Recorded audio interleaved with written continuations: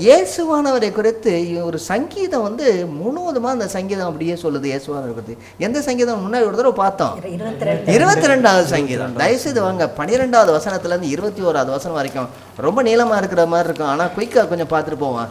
அதில் எப்படி இயேசு கிறிஸ்துவானவர் நெருக்கப்படுகிறார், நொறுக்கப்படுகிறார், அடுத்ததாக அவர் அநீதியாக அக்கிரமமாக எடுக்கப்படுகிறார்னு போல இருக்கான். ஏன்னா என்ன சொல்கிறாரு, அநேகம் காளைகள் என்னை சூழ்ந்திருக்கிறது. ஜாஸ்பர் வாசிமா.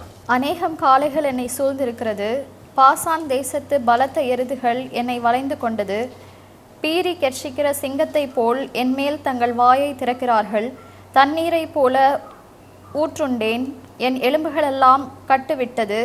என் இருதயம் முழுகு போலாகி என் குடல்களின் நடுவே உருகிற்று. என் பலன் ஓட்டையைப் போல் காய்ந்து என் நாவு மேல்வாயோடே ஒட்டி கொண்டது. என்னை மரண தூளிலே போடுகிறீர். நாய்கள் என்னை சூழ்ந்திருக்கிறது, பொல்லாதவர்களின் கூட்டம் என்னை வளைந்து கொண்டது. என் கைகளையும் என் கால்களையும் உருவ குத்தினார்கள். என் எலும்புகளை எல்லாம் நான் எண்ணலாம். அவர்கள் என்னை நோக்கி பார்த்து கொண்டிருக்கிறார்கள். என் வஸ்திரங்களை தங்களுக்குள்ளே பங்கிட்டு என் உடையின் பேரில் சீட்டு போடுகிறார்கள். ஆனாலும் கர்த்தாவே, நீர் எனக்கு தூரமாகாதேயும். என் பலனே, எனக்கு சகாயம் பண்ண தீவிரித்து கொள்ளும். என் ஆத்துமாவை பட்டயத்திற்கும் எனக்கு அருமையானதை நாய்களின் துஷ்டத்தனத்திற்கும் தப்புவியும். என்னை சிங்கத்தின் வாயிலிருந்து ரட்சியும். நான் காண்டாமிருகத்தின் கொம்புகளில் இருக்கும்போது எனக்கு செவி கொடுத்தருளினீர். இந்த பகுதி வந்து எப்படி இயேசு கிறிஸ்துவனுடைய அந்த சிலுவை மரணத்திற்கு ரொம்ப சரியாக இருக்கிறது. ஏன்னா ஒவ்வொரு காரியம், அதாவது அவருடைய உடையின் பேர் சீட்டு போடுவது, அவரை நோக்கி பார்த்து கொண்டிருப்பது, அவரை ஏளனமாய் நடத்துவது, எல்லா பகுதிகளும் அப்படியே நிறைவேறும். அதாவது அவர் நீங்கள் இந்த 22வது அதிகாரத்தில் வந்து நம்ம ஒரு தடவை என்னைக்காவது ஒரு தடவை பார்ப்போம். 22வது சங்கீதத்தில் அந்த 7 வார்த்தைகளும் அதுக்குள்ளே உள்ளே இருக்கும். 7 வார்த்தைகளும் அந்த உள்ளே இருக்கிறது ரொம்ப விசேஷமாக தெரியும். அதாவது தாகமாக இருக்கிறேன் அப்படின்னு சொல்லும்போது நான் ஒட்டி கொள்கிறது அப்படிங்கிறாரு. என்னுடைய தாயினுடைய கருப்பில் இருந்து எடுத்தீர் அப்படின்னு சொல்லும்போது இதோ உன் தாய், இதோ உன் மகன் என்று சொல்கிறது. இதே காரியத்தை என்ன செய்கிறார், பேதுரு தன்னுடைய 2வது பிரசங்கத்தில் சொல்லிட்டு வர்றார். அப்போஸ்தலர் நடவடிக்கைகள் 3வது அதிகாரம் 13 முதல் 15 வசனங்களிலே என்ன சொல்கிறாருன்னா, அவரை ஒப்பு கொடுத்து எப்படி கொன்று போட்டீர்கள் என்று சொல்கிறார். ஆபிரகாம், ஈசாக்கு, யாக்கோபு என்பவருடைய தேவனாகிய நம்முடைய பிதாக்களின் தேவன் தம்முடைய பிள்ளையாகிய இயேசுவை மகிமைப்படுத்தினார். அவரை நீங்கள் ஒப்பு கொடுத்தீர்கள். பிலாத்து அவரை விடுதலையாக்க தீர்மானித்த போது அவனுக்கு முன்பாக அவரை மறுதளித்தீர்கள். நம்ம கான்ட்ராஸ்ட்டை பாருங்க. பரிசுத்தமும் நீதியும் உள்ளவரை நீங்கள் மறுதளித்து கொலைபாதகனை உங்களுக்காக விடுதலை பண்ண வேண்டும் என்று ஜீவாதிபதியை கொலை செய்தீர்கள். கடைசியாக முடிக்கிறாரு, அவரை தேவன் மரித்தோரிலிருந்து எழுப்பினார், அதற்கு நாங்கள் சாட்சிகளாக இருக்கிறோம். இதே காரியத்தை கொண்டு வர்றாருங்க பேதுருவானவர் சொல்லும் பொழுதும். அவருடைய இந்த டிவியில் சில எல்லாம் போடுவாங்க, என்னது பொறுப்பு துறப்பு அப்படின்னு போடுவாங்கல்ல. அதாவது நாங்கள் இதுக்கு பொறுப்பு கிடையாது ஏதாவது போடும்போது அப்படின்னு பொறுப்பு துறப்பு அப்படின்னு தான் எழுதுவாங்க. யூத மத தலைவர்கள் நினைச்சாங்க, இயேசு கிறிஸ்துவனுடைய அந்த இரத்தத்திற்கு நாங்கள் பொறுப்பு அல்ல என்று சொல்லுகிறார்கள். சொன்னாங்களா அப்படி? ஆமாம், அது எங்கே மத்திய எழுதின சுவிசேஷம் 27வது அதிகாரம் 24, 25 தயவுசெய்து எடுங்க. 24, 25 பகுதி. பொறுப்பை ஏற்றுக்கிறாங்க, கொஞ்ச நேரத்தில் பொறுப்பை துறக்கிறாங்க. தாங்க செஞ்சது எல்லாமே அநியாயம்தான். இது எல்லாமே அநியாயம். பொறுப்பு துறப்பு இன்ட்ரெஸ்டிங். என்ன டிஸ்கிளைமிங் இந்த ரைட்டு, டிஸ்கிளைமிங் இதெல்லாம் இவருக்கும் எங்களுக்கும் சம்மந்தம் இல்லை அப்படின்னு சொல்கிறது. ஓகே, போங்க வாசிங்க. கலகம் அதிகமாகிறதே அல்லாமல் தன் பிரயத்தனத்தினாலே பிரயோஜனமில்லை என்று பிலாத்து கண்டு தண்ணீரை அள்ளி ஜனங்களுக்கு முன்பாக கைகளை கழுவி. அவர் முதல்ல ஒரு பொறுப்பு துறப்பு செய்கிறாரு. என்ன பொறுப்பை நான் எடுக்கலப்பா அப்படிங்கிறாரு. ஓகே, எப்படி ஒரு நியாயாதிபதியாக இருக்க வேண்டியவர் எனக்கு ஒன்றுமே தெரியாதுன்னு சொல்ல முடியும்? அதுக்கு அடுத்ததாக இந்த நீதிமானுடைய இந்த நீதிமான் பொறுப்பு துறக்கும் பொழுதும் அவர் என்ன சொல்றாரு, இந்த நீதிமான். அதுக்கு அடுத்ததாக நான் குற்றமற்றவன், இரத்த பழிக்கு நான் குற்றமற்றவன். என்ன சொல்றாரு, நீங்களே பார்த்து கொள்ளுங்கள், நீங்க என்ன வேணாலும் செய்யுங்க, நான் அப்படி இந்த பக்கம் திரும்பிக்கிறேன், அடி தடி நீ பண்ணிடு, எல்லாம் பண்ணிவிடு, யாரை கைது பண்ணியிருக்கான்னு சொல்லி நான் வேணால் விடுதலை பண்ணி விட்றேன். வேடிக்கையாக இருக்குது, நீங்களே பார்த்து கொள்ளுங்கள். அதுக்கடுத்து ரெட் லெட்டரில் நான் போட்டிருக்கேன். அதற்கு ஜனங்கள் எல்லாரும் என்ன சொல்கிறாங்க? இவனுடைய இரத்த பழி எங்கள் மேலும் எங்கள் பிள்ளைகள் மேலும் இருப்பதாக என்று சொன்னார்கள். ஆமாம், அங்கே பொறுப்பு எடுத்துக்கிட்டாங்க. இன்னொரு இடத்துல திறக்கிறாங்க. எங்கே திறக்கிறாங்கன்னா அப்போஸ்தலர் 5வது அதிகாரம் 28வது வசனத்தில் சொல்கிறாங்க, ஏன் எங்கள் மேலே கொண்டாந்து இதை போடுறீங்க? ஏன்னா கர்த்தராகிய இயேசு கிறிஸ்துவினுடைய பாடு மரணங்கள் அது ஒரு பெரிய அநீதியாக இடுக்கணிலும் நெருக்கத்திலும் அநீதியிலே எடுக்கப்படுகிறார். சரி, வாசிங்க 5வது அதிகாரம் 28வது வசனம். நீங்கள் அந்த நாமத்தை குறித்து போதகம் பண்ணக்கூடாதென்று நாங்கள் உங்களுக்கு உறுதியாய் கட்டளையிடவில்லையா? அப்படி இருந்தும் இதோ எருசலேமை உங்கள் போதகத்தினாலே நிரப்பி அந்த மனுஷனுடைய இரத்தப்பழியை எங்கள் மேல் சுமத்த வேண்டும் என்றிருக்கிறீர்கள் என்று சொன்னான். இவனுடைய இரத்தப்பழி எங்கள் மேல் இருக்கும், எங்கள் மேலே எங்கள் பிள்ளைகள் மேலே இருக்குன்னு சொன்னவங்க இப்போ என்ன சொல்கிறாங்க? வந்து அவருடைய இரத்தப்பழியை எங்கள் மேலே கொண்டாந்து போடுறீங்களே, நீங்கள் தான் முதல்ல ஏற்றுக்கொண்டீங்க. எவ்வளோ வேடிக்கையாக இருக்குது. அதை நான் சொல்லிட்டு சொல்லலைன்னு சொல்கிறது, ரெக்கார்ட் பண்ணாலும் சொல்லலைங்கிறது. இடுக்கன் என்பது சிறையிருப்பு, கல்லறை, அடைக்கப்படக்கூடிய காட்சி, அதை போட்டு புரட்டி போடக்கூடிய தேவதூதர்கள். நியாய தீர்ப்பு என்பது மரித்த பின்பு வரக்கூடிய நியாய தீர்ப்பிலும் கர்த்தர் எடுத்துக்கொள்ளப்படுகிறார். Very interesting. அவர் நியாய தீர்ப்பிலிருந்து எடுக்கப்படுகிறார். முதல்ல வந்து அங்கே நியாய தீர்ப்பிலிருந்து எடுக்கப்பட்டார். ஒரு முறை பிறப்பதும் மரணம் அடைந்து பின்பு நியாய தீர்ப்பு அடைவது எல்லா மனுஷருக்கும் ஒப்புவிக்கப்பட்டிருக்கிறது. ஆனால் கர்த்தராகிய இயேசு கிறிஸ்து இந்த உலகத்தில் மனுஷனாய் பிறந்திருந்தாலும் அவர் பாவத்தை பரிகரித்தபடினாலே அவர் பாதாளத்தில் இறங்க வேண்டிய அவசியம் இல்லை. அவருக்கு மறுபடியுமாக ஒரு நியாய தீர்ப்பு தேவையில்லை. அவரே நியாயம் தீர்க்கிறவர் ஆகிறார். கம்ப்ளீட்டாக நியாயத்திற்கு அவர் இன்னுமே நியாயம் தீர்க்க வேண்டிய அவசியம் இல்லை. எல்லாருக்கும் கொடுக்கப்பட்டிருக்கிற அதே மாதிரி அவர் போக வேண்டிய அவசியம் இல்லை. ஏனென்றால் சிலுவையிலே அவர் எல்லாவற்றையும் முடித்து விட்டார். நியாயத்தீர்ப்பிலிருந்து எடுக்கப்படுகிறார். அவருடைய வம்சம் ஜீவனுள்ள தேசத்திலிருந்து. எனக்கு ஜீவனுள்ளவருடைய தேசத்திலிருந்து அறுப்புண்டு போனார் அப்படின்னு எழுதியிருக்கு.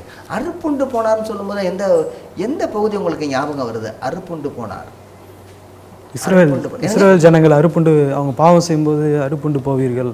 ஆமா, எல்லாம் அதாவது அவங்களுக்கு கொடுக்கப்படுகிற சாபமே என்னன்னா, இப்படி செய்கிறவன் அறுப்புண்டு போவான், தன் ஜனத்திலிருந்து அறுப்புண்டு போவான். அப்படின்னா என்ன அர்த்தம்? அறுப்புண்டு போவது அவங்க வம்சமே அழிந்து போகும். மறுபடியும் இந்த அறுப்புண்டு போகுதுன்னு சொல்ல, வம்சமே இல்லாமல் அறுப்புண்டு போகுது, கட் ஆஃப் அல்லது கட் ஆஃப், அதுக்கு தமிழ் இங்கிலீஷ்ல வந்து கட் ஆஃப் இல்லையா, அழிந்து போகுது. வேற என்ன? வம்சமே இல்லாமல் போகிறது. பேர் சொல்றதுக்கு வம்சாவளியே இல்லாமல் போகிறது. ஆகான் வந்து பாவம் செய்த போது கம்ப்ளீட்டா அந்த குடும்பம் முழுவதும் அழிந்து போகிறது. இது போல ஒன்றுமே இருக்கக்கூடாதுங்கிற லெவலில் போயிடுறாங்க. அறுப்புண்டு போவதுங்கன்னா காணியாட்சியிலிருந்து அவர்களை வெளியே தள்ளி விடுவது. கர்த்தர் கொடுத்திருக்க காணியாட்சியிலிருந்து அறுப்புண்டு போனாங்கிறதுக்கு சரியான அர்த்தம் கர்த்தர் கொடுத்திருக்கிற ஆசீர்வாதங்கள், கர்த்தர் கொடுத்திருக்கிற உடன்படிக்கையினுடைய ஐக்கியம், காணியாட்சி, இதை எல்லாத்துலேருந்து அவனை வெட்டிடுறது. இயேசுவானவர் இப்படி உங்களுக்காக எனக்காக முழுவதுமாக ஜீவனுள்ளோருடைய தேசத்திலிருந்து, அதாவது அந்த நாட்களிலே வாழ்ந்திருந்த ஒவ்வொருடைய மக்களுடைய மத்தியிலிருந்து முழுவதுமாக எடுக்கப்பட்டு போய்விட்டார். இவ்வளவு பெரிய தண்டனையை பிதா கொடுக்க வேண்டுமா? நான் அமைதியாக இருக்கீங்க. இவ்வளவு பெரிய தண்டனையை இயேசுவானவர் மேல் பிதாவானவர் வைக்க வேண்டுமா? இவ்வளவு பாவங்கள் பெரிய. ஆமா. ஏன்? நம்மளுடைய பாவத்தின் சம்பளம் மரணம் இல்லையா? என்னங்க? பாவத்தின் சம்பளம் மரணம் இல்லையா? பாவத்தின் சம்பளம் மரணம். அவர் அறுப்புண்டு போகவில்லை என்றால்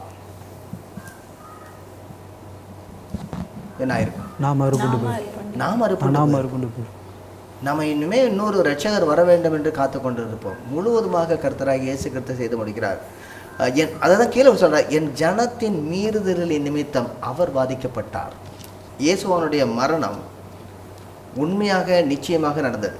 இன்னொன்று பாருங்க, அதாவது அவருடைய ஜீவன் உள்ளோருடைய தேசத்திலிருந்து அறுப்புட்டு போனார். இதில் இன்னொரு பகுதி நீங்கள் பார்க்குறேன். ஏன்னா இயேசுவானவருடைய பிறப்பு, அவருடைய பாடுகள், அவருடைய மரணம் எதுவுமே கட்டுக்கதை அல்ல, காப்பியங்கள் கிடையாது, மிஸ்டிக்கல் அந்த மாதிரி கிடையாது, ஒரு மர்மமான ஒரு காரியம் கிடையாது, கற்பனையான கதை கிடையாது. ஏன்னா ஜீவனுள்ளோர் அவர்களோடு கூட வாழ்ந்திருந்த அந்த இதிகாசத்தில் அந்த வரலாற்றிலிருந்து அவர் எடுக்கப்படுகிறார். அவருடைய வாழ்க்கையிலே அவர் இருந்த நாட்களிலே யாரெல்லாம் இருந்தாங்களோ அவர்களுடைய மத்தியிலே அவர் மரித்து போகிறார். ஏன்னா எம்மா ஒரு சீஷர்கள் வந்து பேசிகிட்டே போகும்போது சொல்லுவாங்க, ஏன் ரொம்ப ஒரு மாதிரி டல்லாக இருக்கீங்க அப்படின்னு கேட்கும்போது, ஏன் வந்து லைட்லாம் எரியாமல் ஒரு மாதிரி ஃபியூஸ் போயிருக்குது அப்படின்னு கேட்குறாரு ஆண்டவர். அப்போ சொல்கிறாங்க, நாங்கள் ரொம்ப நம்பிக்கொண்டு இருந்தோம், இப்போ அவர் இறந்து 2-3 நாள் ஆயிடுச்சு. அதாவது அவங்க கூட இருந்தவங்களுக்கு நன்றாக தெரியும் அவர் இறந்து விட்டார், நாங்கள் இப்பொழுது எங்களுக்கு உள்ள நம்பிக்கை எல்லாம் அற்று போயிட்டு அது.